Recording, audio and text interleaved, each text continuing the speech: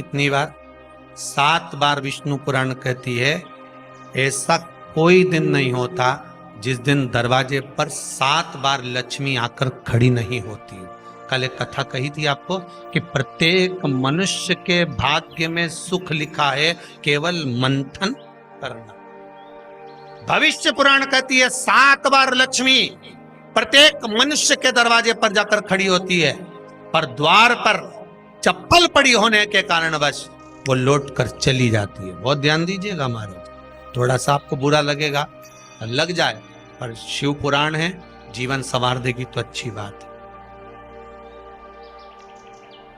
जीवन संवार दे तो अच्छी बात है। मंदिर के द्वार पर हम जब चप्पल छोड़ते हैं,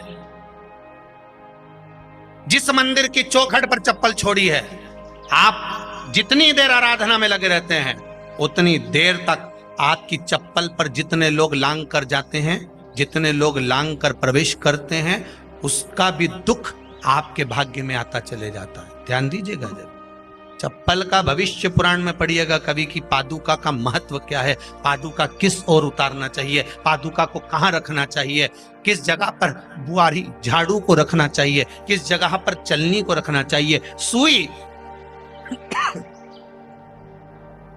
उस सुई को जिस हाल में सब बैठते हैं उस हाल में क्यों रखा जाता? सुई तो इतनी सी है, पर जिस हाल में सब बैठते हैं उस हाल में ना तो झाड़ू रखते हैं, उस हाल में ना चलनी रखते हैं। भैया क्यों नहीं रखते?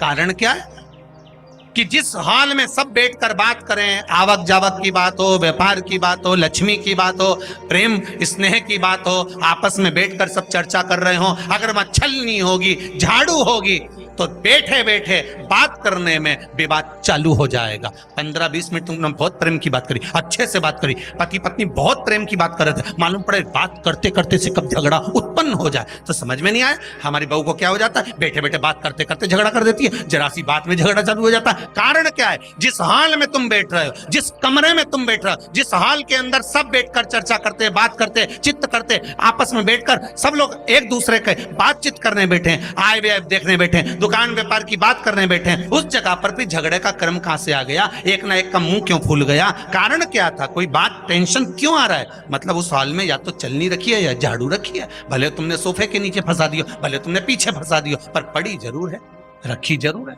कहीं ना कहीं पड़ी होगी।